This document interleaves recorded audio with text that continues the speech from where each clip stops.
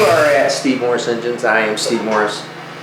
This is a SMX that we've just gotten done for Mark Colton out of Oregon.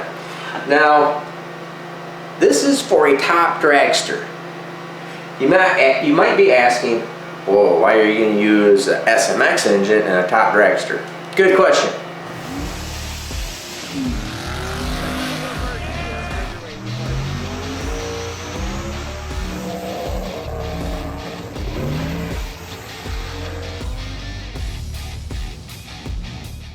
Good question. A, because he wants to. B, because it's really good. C, I don't know. It's just really good. But what you got to think about here too is he really only wants the thing to be in that just in a 2,000 horsepower area, which is absolutely easy. Wants it to be over that and wants to have some tunability. So what we've done with this is 540 cubic inch SMX. Now there's a couple things that are good about this that I'll explain here. But let's go over the blower. So first we have to spin the blower pretty slow. So I only have a 125 gear set in it. So that's spinning pretty slow. We're only going to spin the engine pretty slow. He only wants to turn at 8,000 RPM. No problem. The engine will typically go to 9,000, 9,500 RPM max. So we slow the blower down, have plenty of fuel in it. Let's look at the fuel real quick. Now, all of my intake manifolds on the SMXs are set up in a drag and drive kind of situation. So I have 3 sets of injectors in them normally. The bottom set of injectors would be for driving. Those are the ones that are under the manifold. And then we'd have 2 sets of injectors up here for the race. Now, since we are in a low horsepower application right here, easily this engine with ProCharged stuff will be in the 3,500 horsepower area. But since Mark only wants to make in the 2,000 plus area, we slow everything down and we only need 1 set of injectors. So that's why we have a plug here. Instead of 2 sets of injectors, we've decided to use a single set of injectors.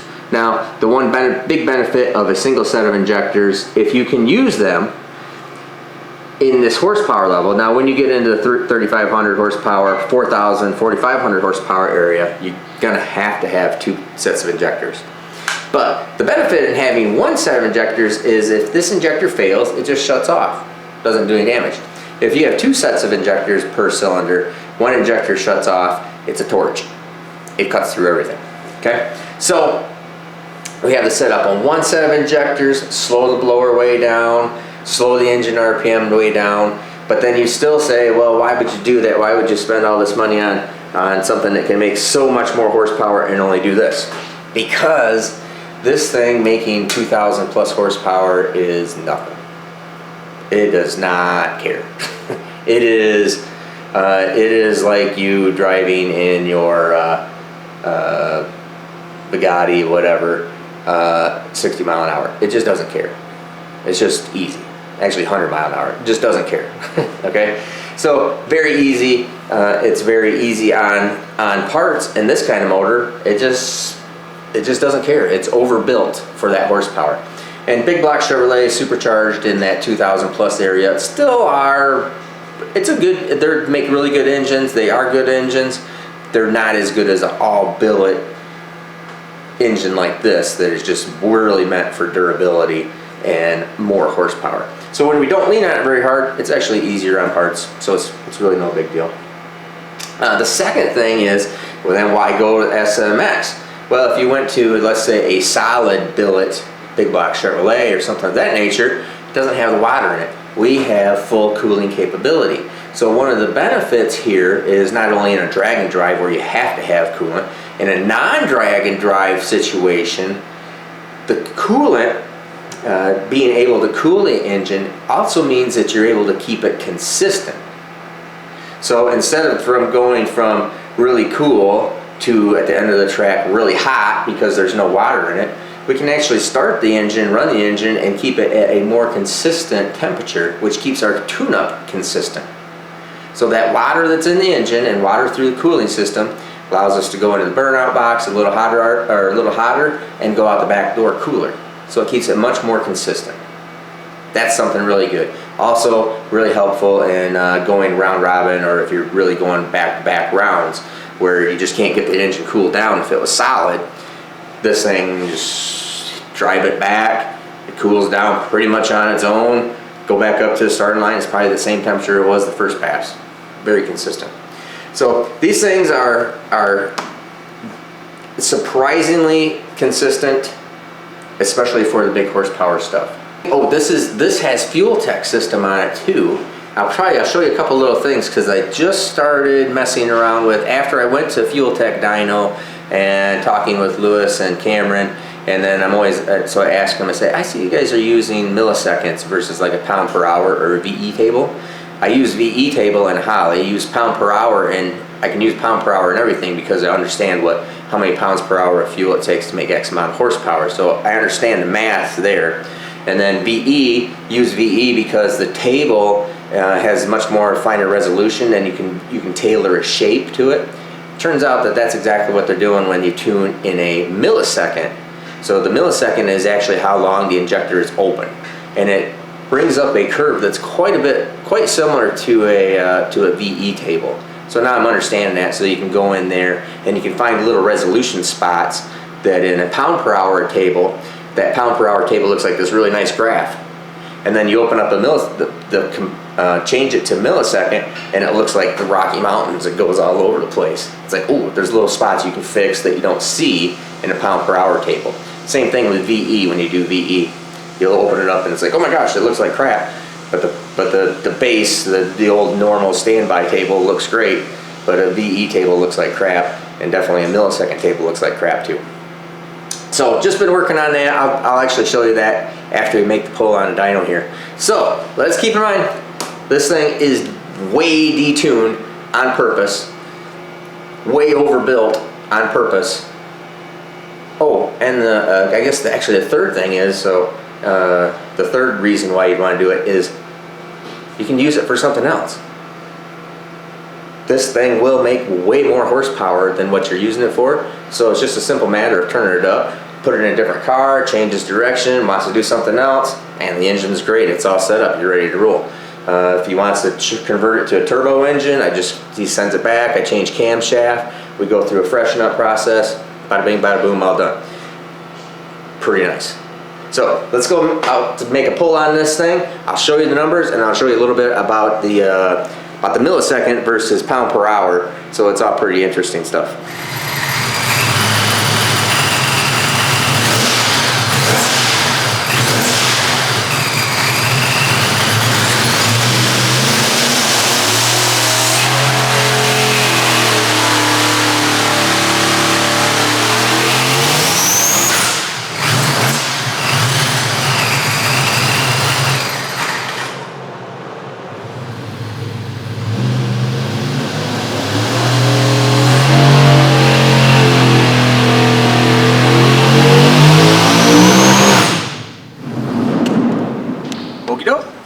So you see a really nice, easy, super easy 2281 at only 7,800 RPM, 1,548 foot-pounds of torque.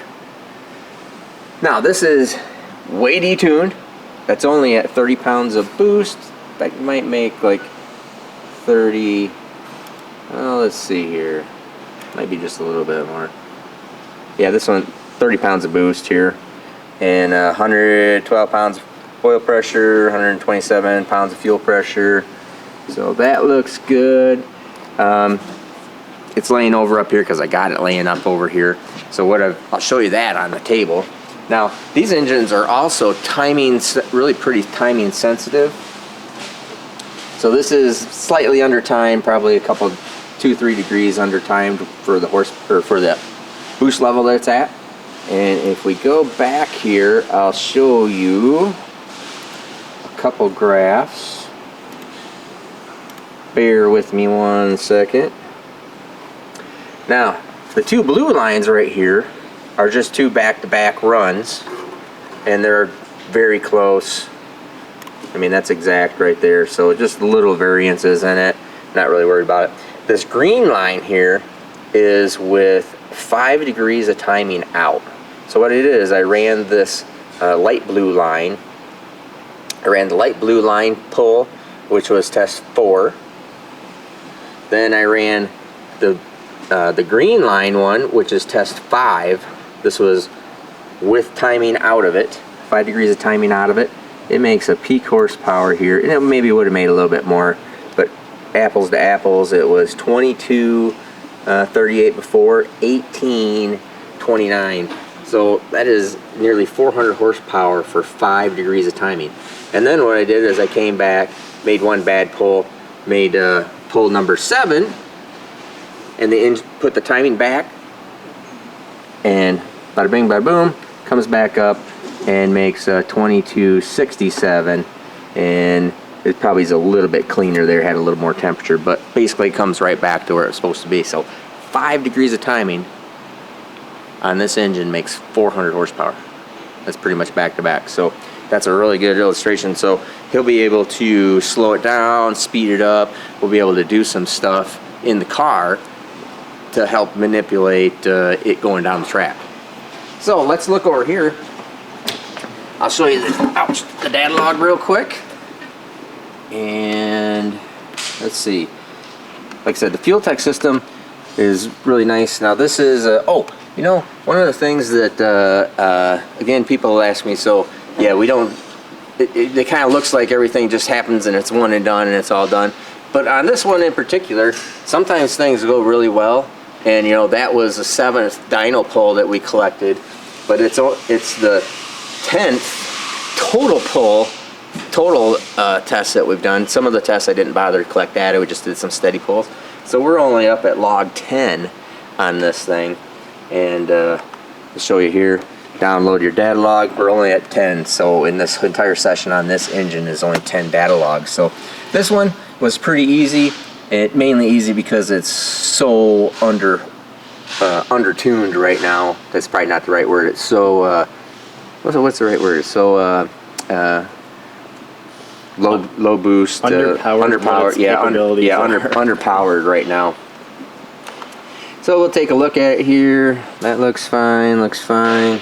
EGTs.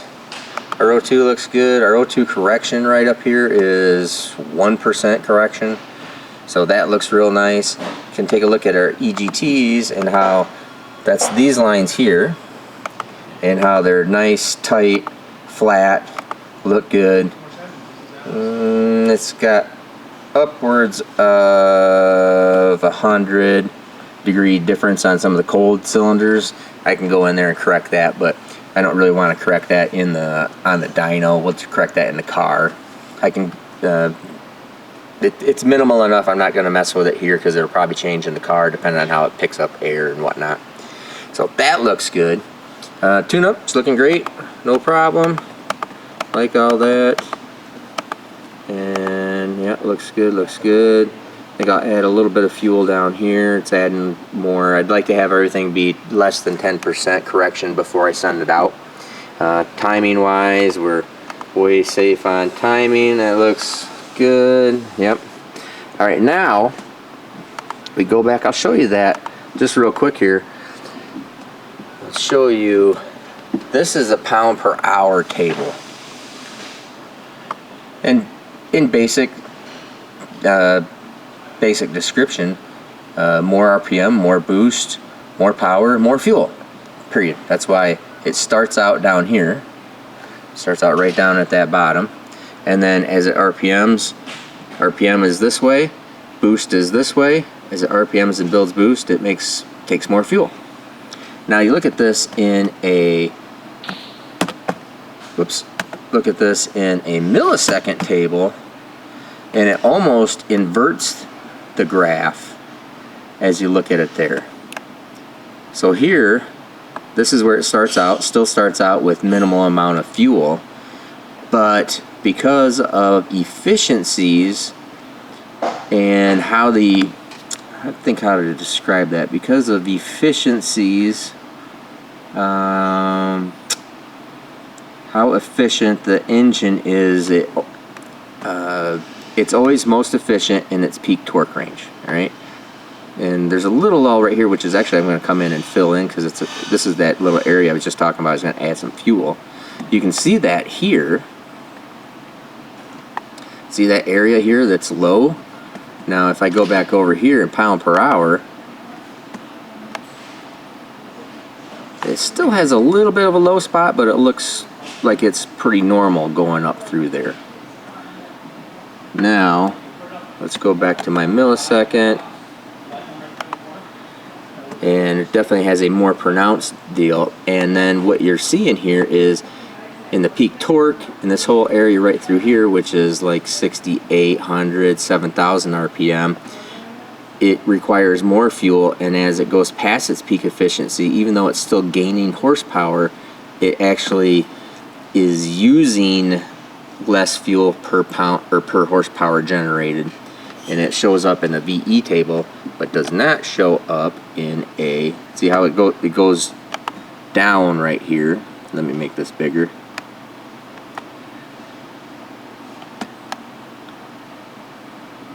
This, remember, this is RPM left to right. As it RPMs, it goes down. In a pound per hour table, it always goes up. A VE table will do basically the same thing. So just a little bit of tech there and some interesting things. I will go in here and give this thing a little more fuel in this little area right here. And this thing is ready to rock and roll. So we got a low horsepower tune. It's all low horsepower, so real low horsepower, and then we can make it even really lower horsepower. Pretty interesting stuff. If we really worked on the tune-up at it, at 30 pounds of boost, this engine, supercharged, would make, if I leaned on the tune-up, we could pretty easily be in the 25, 2600 horsepower area. Maybe just a tick more if I was really leaning on it. But since we're not trying to lean on it, we're actually trying not to make horsepower. We just want good, solid, durable dependability. We're hitting that target right where we want. So anyways, I am Steve Morris. Remember, like, subscribe, go to our merch page, help support us, help us continue to do good tech for you guys. So anyways, I'm Steve Morris. Have a great day.